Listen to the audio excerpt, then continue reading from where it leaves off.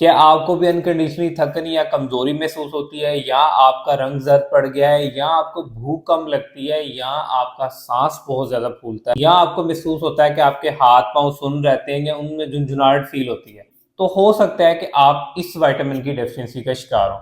अस्सलाम वालेकुम, मैं हूं आपका माहिर ग़िज़ाई डॉक्टर ज़ुबैर अब्दुल। आप इस वक्त देख रहे हैं चैनल डॉक्टर जैक डाइट। इससे पहले कोई वीडियो स्टार्ट करूं, फट से मेरा channel doctor Jack diet like share और सब्सक्राइब कर लें और अपने लव वन के साथ ये वीडियो लाजमी शेयर कीजिएगा। अगर आप इनमें से किसी एक अलामत को भी महसूस कर रहे हैं या एक से ज़्यादा अलामत को महसूस कर रहे हैं कि आपके अंदर पाई जा रही हैं, तो आप फ़ौरन से अपना विटामिन बी 12 का टेस्ट करवाएं।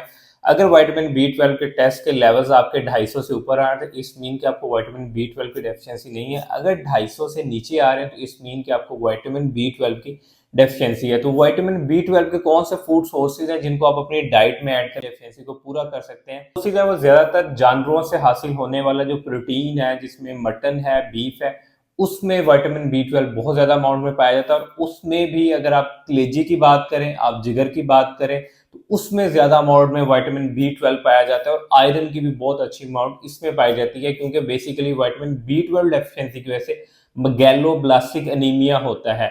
और वो उसमें भी अगर आप कलेजी या जिगर का इस्तेमाल करते हैं या यानी ऑर्गन मीट लेते हैं, तो आपकी विटामिन बी 12 की डेफिशिएंसी कम हो सकती है। इसके लिए आपको वीकली बेस के ऊपर जो है 3 सर्विंग जो है एटलीस्ट रेड मीट की लेनी चाहिए। अब 3 सर्विंग से क्या मुराद है? इससे मुराद है कि आपने 100 से लेकर 150 ग्राम जो है मटन या बीफ जो है उसको ग्रिल फॉर्म में ले लें, स्टीम फॉर्म में ले लें या बेकिंग फॉर्म में ले लें, अपनी डाइट में लाजमी इंक्लूड करना है ताकि आप अपनी विटामिन बी 12 की डेफिशिएंसी को पूरा कर सकें। इसके साथ जो चीज़ आपने ऐड करनी है वो विटामिन सी का इंटेक ऐड करना है कि जब आप विटामिन बी 12 का कोई भी एनिमल सोर्स ऑफ प्रोटीन ले रहे हो, जानवरों से हासिल होने वाला प्रोटीन ले रहे हो, तो विटामिन सी के तौर पे आप क्या ऐड कर सकते हैं? अगर आपने उसको ग्रिल किया तो एक लेमन स्प्रिंकल कर लें, अगर आपने उसको बेक किया तो तब भी एक लेमन स्प्रिंकल कर लें, या इसके बाद आप एक ऑरेंज यानी एक किन्नू खा लें, जैसे सर्दियों का सीजन अवेलेबल है। तो इससे क्या होगा कि आपकी विटामिन बी 12 की एब्जॉर्प्शन बढ़ जाएगी। अगर जैसे कि आजकल महंगाई का दौर है, हर इंसान के लिए मटन या बीफ अफोर्ड करना मुमकिन नहीं है, तो इसके साथ आप कौन से सस्ते सोर्सेज ऐड कर सकते हैं? तो इसमें सस्ते सोर्सेज में जो आप ऐड कर सकते हैं वो अंडे ऐड कर सकते हैं। अंडों में भी विटामिन बी 12 पाया जाता है और आपके एक दिन का जो है 32 से लेकर 35% विटामिन बी 12 आप अंडों से भी हासिल कर सकते हैं। इसके अलावा अगर किसी और सस्ते सोर्स की बात करें तो दूध के अंदर अगर आप 1 गिलास दूध यानी 220 ml मिल्क एक दिन के अंदर लेते हैं, उससे आपको डेली जो है 40 to 60% विटामिन बी 12 का जो डेली रिकमेंडेड डेली अलाउंस होता है वो आपको दूध से भी मिल सकता है। इसके अलावा दूध से बनी हुई जितनी भी प्रोडक्ट है, जैसे दही है, लस्सी है, पनीर है, उससे भी आप अपनी विटामिन बी 12 की डेफिशिएंसी को पूरा कर सकते हैं। ये बेसिकली मटन और बीफ इसमें सस्ते सोर्सेज हैं जिनको आप अपनी डाइट में इंक्लूड करके अपनी विटामिन बी 12 की डेफिशिएंसी को कंप्लीट कर सकते हैं। अगर आप इससे भी सस्ते सोर्सेज की तरफ जाते हैं जिसमें आप चाह रहे हैं कि आप वेजिटेरियन हैं, आप मीट सोर्सेज नहीं ले सकते, तो उसके मैं आपको मल्टीपल ऑप्शन बता सकता हूँ। फॉर एग्जांपल चने जो हैं उसके अंदर भी विटामिन बी 12 पाया जाता है। चनों से आपको एक अच्छी अमाउंट में प्रोटीन भी मिलता है, कार्बोहाइड्रेट्स भी मिलता है, फाइबर भी मिलता है। ये एक हेल्दी सोर्स है, इसको भी आप अपनी डाइट में इंक्लूड कर सकते हैं। मिसाल के तौर पर वीकली बेसिस के ऊपर आप 2 से 3 सर्विंग एटलीस्ट जो है वो चनों की ऐड करें। उसमें आप सफेद चने भी ले सकते हैं, काले चने भी ले सकते हैं, भुने हुए चने भी ले सकते हैं, चना चाट की फॉर्म में भी आप उसको ले सकते हैं। उससे भी आपको 30 से 40% वो मिल सकता है।